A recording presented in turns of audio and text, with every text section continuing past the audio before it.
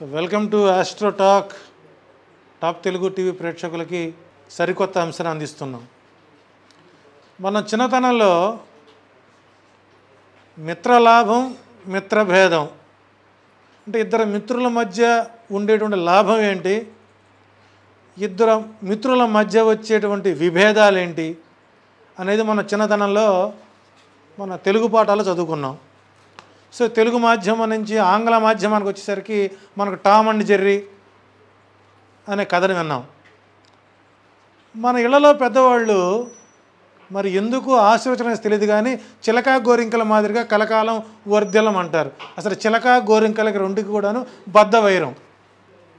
అట్లాగే మిత్రలాభం మిత్ర భేదాల్లో మార్జాల కిశోర న్యాయం అనే ఒక కథ ఉంటుంది.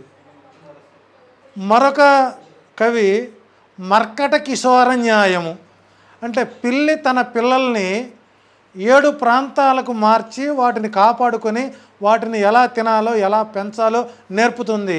దాన్ని మార్జాల కిశోర న్యాయం అంటారు.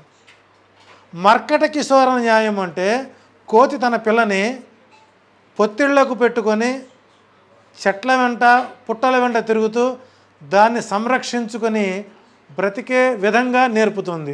సో గతంలో చెప్పినటువంటి ఈ కథలన్నీ కూడా మనం కథలుగా అనుకున్నాం కానీ వాస్తవ జీవితంలో ప్రపంచంలో జరిగే ప్రతి సంఘటన కూడా ఒక్కొక్క సంఘటన మన పూర్వీకులు చెప్పినటువంటి కథకు ఎక్కడో ఒక చోట సింక్ అవుతూనే ఉంటుంది. అటువంటి కథాంశంలోనిదే మిత్రభేదం మిత్రలాభం. దీని గురించి మన ఆస్ట్రో టాక్ ఏం చెబుతుందో చూద్దాం. సరే, మీకు తెలిసిన వ్యక్తి ఎవరంటే ఇక్కడ డొనాల్డ్ ట్రంప్. ప్రపంచంలో ఒక వ్యక్తి పుట్టినప్పుడు ఆ ప్రపంచంలో ఏదో ఒక మంచి కానీ కీడు కానీ జరుగుతుంది అంటానికి అనేక రకాల సంకేతాలు ఉన్నాయి. మహాభారతంలో దుర్యోధనుడు పుట్టినప్పుడు నక్కలు మోరెత్తి అరిచాయని, పిడుగులు పడి జడివాన కురిసిందని, 72 గంటల పాటు అప్పటి కాలమాన ప్రకారం అంటే 7 సంవత్సరాలకు ముందు నిరంతరము జడివాన కురిసిందని మనకు వ్యాస పురాణాలు ఇవ్వడం జరిగింది. సరే, అది మనకు తెలియదు, వదిలేసేయండి. మన డొనాల్డ్ ట్రంప్ పుట్టిన తర్వాత ఒకే మేలు జరిగిందండి. అదేంటో తెలుసా? 1947 ఆగస్టు 14వ తారీఖు రాత్రి మన భారతదేశానికి స్వాతంత్ర్యం వచ్చింది ఈ మహానుభావుడు పుడటం వల్ల. కానీ పతివతలు పరోటా చేస్తే తెల్లవార్లు సాగినట్లుగా ఈ పరోటా తెంచడానికి భారతదేశం నుంచి అమెరికాకు వెళ్ళి అక్కడ ఉద్యోగాలు చేసుకుంటూ అక్కడ ల్యాండ్ లార్డ్లై అక్కడ మా రాజకీయాలు చేస్తూ చివరికి డొనాల్డ్ ట్రంప్ని గెలిపించినటువంటి భారతీయులకు డొనాల్డ్ ట్రంప్ చెప్పు పెట్టి కొట్టినట్లుగా ఫెటా ఫెటా ఫెటా కొడుతూనే ఉన్నాడు. ఈ రోజున సగటు భారతీయుడు భారతదేశం నుంచి అమెరికా వెళ్ళి బ్రతకాలన్నా అక్కడ బతుకుతున్న వాళ్ళు మేము భారతీయులమే అని సగర్వంగా చెప్పుకోవాలన్నా అక్కడ వీళ్ళ పప్పులు ఉడకటం లేదు. ఎందుకంటే వాళ్ళ పాతివచ్చం మొత్తం పోయినట్టు అనుకోవాలి. ఇక్కడ ప్రధానంగా అమెరికా 1776వ సంవత్సరం జూలై 4వ తారీఖు 10:20 United states of America establish అయ్యింది. అక్కడి నుంచి ఎంతోమంది ఆ దేశానికి ప్రెసిడెంట్లు అవుతూనే ఉన్నారు.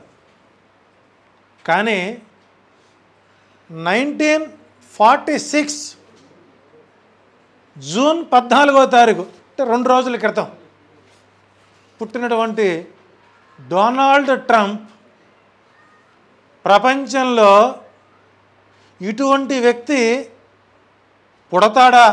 సహజంగా ఊసరవిల్లి తన ప్రాణానికి ఇబ్బంది కలుగుతుంది అన్న సంకేతం వచ్చినప్పుడు మాత్రమే ఊసరవిల్లి తన రంగుల్ని మారుస్తుంటుంది.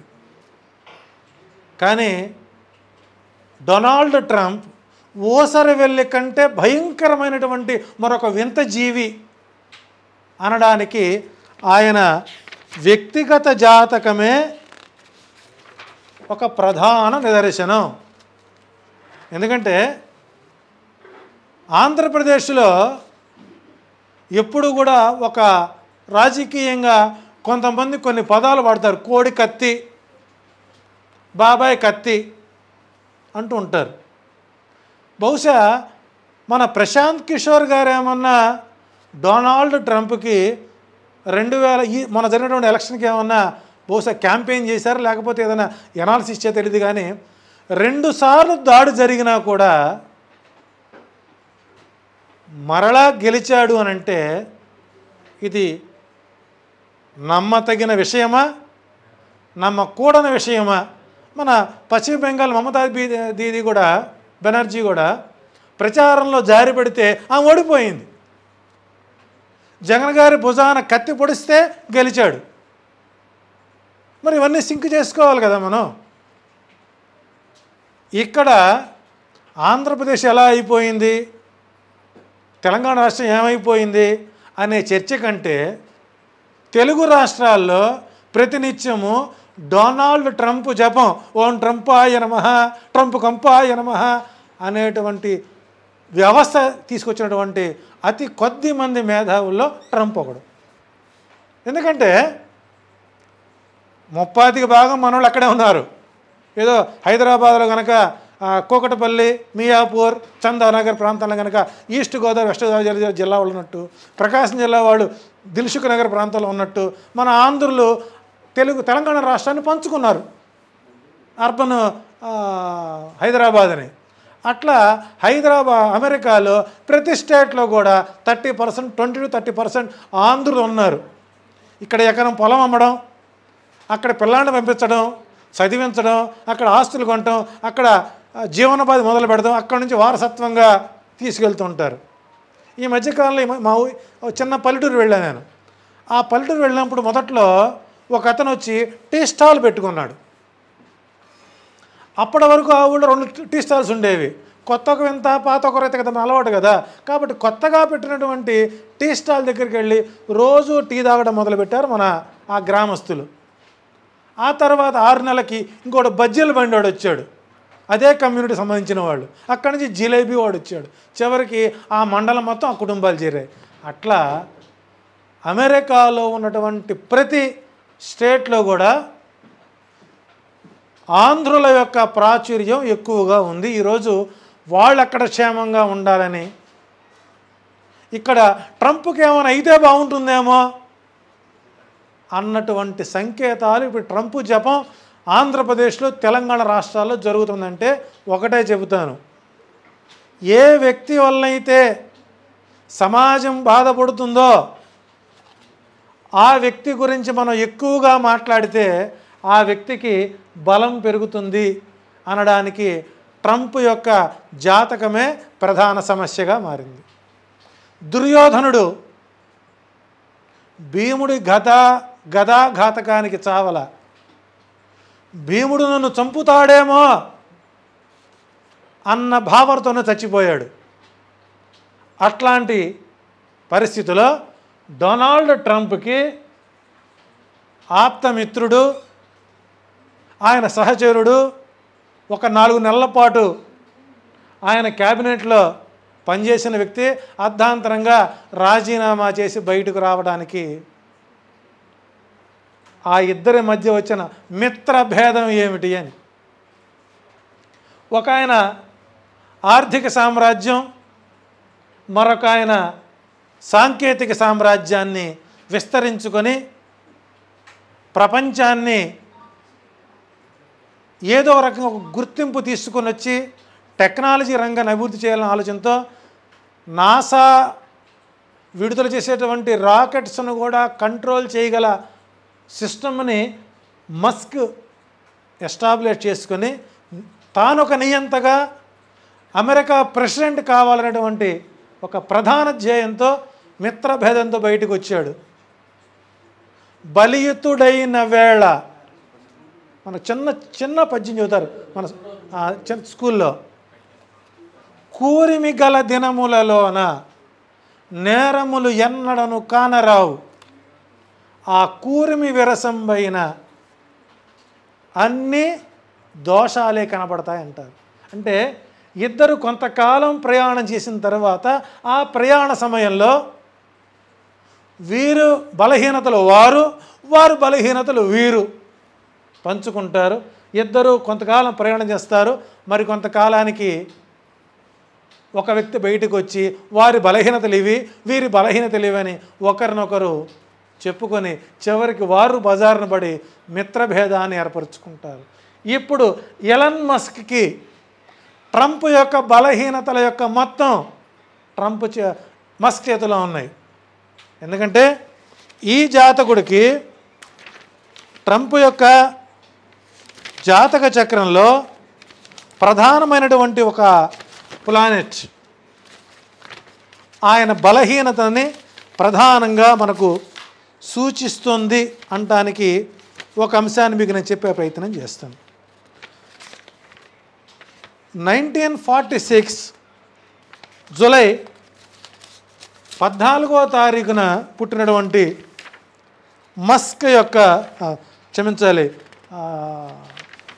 ట్రంప్ యొక్క వ్యక్తిగత జాతకంలో అసలు కొన్ని గ్రహాలు చూస్తే అసలు వీడు మనిషా మరి ఇంకేమన్నానా అన్నటువంటి ఆలోచన కలిగింది. ఆయన పుట్టింది సింహలగ్నంలో పుట్టాడు. సింహలగ్నంలో కుజుడు, కన్యా రాశిలో గురుడు, దాంతోపాటు వృశ్చిక రాశిలో చంద్రుడు, కేతువు 1 2 3 4 5 6 7 8 9వ స్థానంలో రాహువు, రవి. అసలు ఈ ప్లానెట్ ప్రకారం చూసినట్లయితే శని శుక్రులు ఏకస్థానంలో ఉన్న వ్యక్తి ఇతను పచ్చి కామాంధుడు అని చెప్పచ్చు. అంటే ఎటువంటి కామాంధుడు అనంటే తన సొంత కూతురిని కూడా కామోద్రిక్తమైనటువంటి చూపులతో చూసేటువంటి నేత్ర సౌందర్యం కలిగిన వాడు ట్రంప్. ఇతను ఎంతమంది స్త్రీలని ఎంతమంది బాలికలని లైంగిక వేధింపులకు గురి చేశారో దానికి సంబంధించిన డేటా మొత్తం మస్క్ చేతిలో ఉంది. గతంలో ఇదే అంశాన్ని ఇదే ఛానల్ చూస్తున్నప్పుడు ట్రంప్ ఒక మహిళల యొక్క లైంగిక వేధింపుల కేసులో కొన్ని అంశాలు బయటకు రావడం వలన ఇతను రాజకీయ పదవీచ్యుతుడు అవుతాడు అని మనం చెప్పుకోవడం జరిగింది. బహుశా ఆ కళ ఇప్పుడు నెరవేరే పరిస్థితి కనబడుతుంది. కాబట్టి అతి త్వరలో ట్రంప్ పదవీచ్యుతుడు కాబోతున్నాడు. అవకాశం ఉంటే ఈ రోజున అక్కడ భారతీయులు పడుతున్నటువంటి కష్టాలు, సాయంత్రానికి ఉద్యోగం ఉంటుందో ఉండదో సందేహం, దారిన పోతుంటే ఎవరన్నా వాళ్ళు ఆపి నీ పాస్పోర్ట్ చూపించు, నువ్వు ఎక్కడ పనిచేస్తున్నావు, నీ వివరాలు చెప్పు అని అంటే తిరిగి పంపించేటువంటి పరిస్థితి కనబడుతుంది. సగటు భారతీయ విద్యార్థులు పస్తులు పడుకుంటున్నారు. ఆహారం దొరకటం లేదు, ఉద్యోగం దొరకటం లేదు, ఇక్కడ నుంచి డబ్బులు పంపించాలని అప్పులు చేయాలి. సో మొట్టమొదట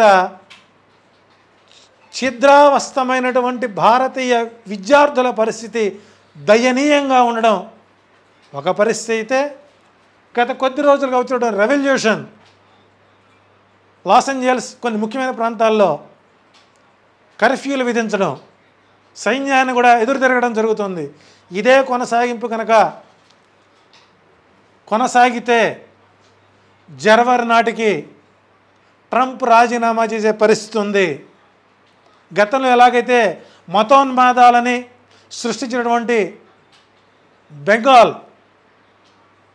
బంగ్లాదేశ్ ప్రధానమంత్రికి ఏ గతి పట్టిందో అంతకంటే దారుణమైనటువంటి పరిస్థితులు కనబడుతున్నాయనడానికి డొనాల్డ్ ట్రంప్ 2.0 ప్రమాణ స్వీకారమే ముహూర్తమే ప్రధాన కారణమవుతుంది. సో ఆయన ప్రమాణ స్వీకారం చేసినటువంటి సమయం జనవరి 20, 2025 మధ్యాహ్నం 12 గంటలకు వాషింగ్టన్లో ఆయన ప్రమాణ స్వీకారం చేశాడు. ఆ సమయంలో మేష లగ్నానికి ద్వితీయ స్థానంలో గురుడు తిరోగమనంలో ఉన్నాడు. అట్లాగే కుజుడు కర్కాటకంలో ఉన్నాడు. కన్యా రాశిలో చంద్రకేతువులు ఉన్నారు. ధనుర్రాశిలో బుధుడు ఉన్నాడు. మకర రాశిలో సూర్యుడు, కుంభరాశిలో శని మరియు శుక్రులు, అట్లాగే మీనరాశిలో రాహువు. సో దీ ప్రభావం చేత ఆర్థిక మాన్యానికి ప్రధాన హేతు అయినటువంటి, అంటే ఆయన ప్రమాణ స్వీకార ముహూర్తం, తన ఆలోచన, నేను మరలా కూడా నేనే ప్రధానమంత్రిని అవుతాననేటువంటి దురాలోచనతో ఏర్పరచుకున్నటువంటి ముదరష్టపు జాతకమే ప్రమాణ స్వీకారమే ట్రంప్ది. అడుగు పెట్టింది మొదలుకొని పౌరసత్వం మీద, ఆదాయాల మీద, ఇతర రాష్ట్రాల మీద తాను వేసినటువంటి సుంకాలు, వేధింపులు, విద్యార్థుల యొక్క సమస్యలు, యూనివర్సిటీలు క్లోజ్ చేయడం, చివరికి ఆర్థిక మాన్యం వైపు జీడిపి తగ్గించే విధంగా ఆయన నిర్ణయాలు ఉండబోతున్నాయి. అంతేకాదు ఇరాన్పై అమెరికా ప్రచ్ఛన్న యుద్ధానికి కారణమైనటువంటి సంకేతాలు ట్రంప్ పతనానికి ప్రధాన కారణాలు అవుతున్నాయి. అతి త్వరలో ఆయన అనారోగ్య బారిన పడే అవకాశం ఉంది. స్వయంకృతంగా రాజీనామా చేస్తే గౌరవంగా బయటకు వస్తాడు. రెండవ తురుపు మొక్క లైంగిక వేధింపుల కేసులో కొంతమంది మహిళలు బయటకు వచ్చే అవకాశం ఉంది. దాంతో మానసికంగా చచ్చిపోతాడు. 2026-27 ఉగాది మధ్యకాలంలో ట్రంప్కి అమెరికాలో ఉన్న ప్రజానీకం పూర్తి స్థాయిలో వ్యతిరేక పవనాలు వేస్తాయి. సో ట్రంప్కి కష్టకాలం, భారతీయులకు ఆనందకాలం. సో కాబట్టి పిల్లికి ఆట, ఎలికి ప్రాణ సంకటం అన్నట్టుగా ఉంది. కాబట్టి ట్రంప్ ప్రమాణ స్వీకార ముహూర్త జాతకం అమెరికా యొక్క తలరాత ఎలా ఉన్నా మన భారతీయుల యొక్క తలరాతలు మార్చాడు. ఆయన్ని మార్చే ప్రయత్నం చేసుకుపోతే మాత్రం అమెరికా రావాలన్నా, అమెరికా పేరు వినాలన్నా ప్రతి ఒక్కళ్ళు అమ్మో అమెరికానా అన్న భావం కలుగుతుంది. చూద్దాం, ఇంకా రాబోయే రోజుల్లో చాలా సంఘటనలు జరగబోతున్నాయి. ట్రంప్ రాజీనామాకి సిద్ధం అవుతాడనేటువంటి సందేశాన్ని ఆస్ట్రోటాక్ ద్వారా మీకు టాప్ తెలుగు అందిస్తుంది. మరొక కొత్త అంశంతో మీ ముందుకు వస్తుంది ఆస్ట్రోటాక్.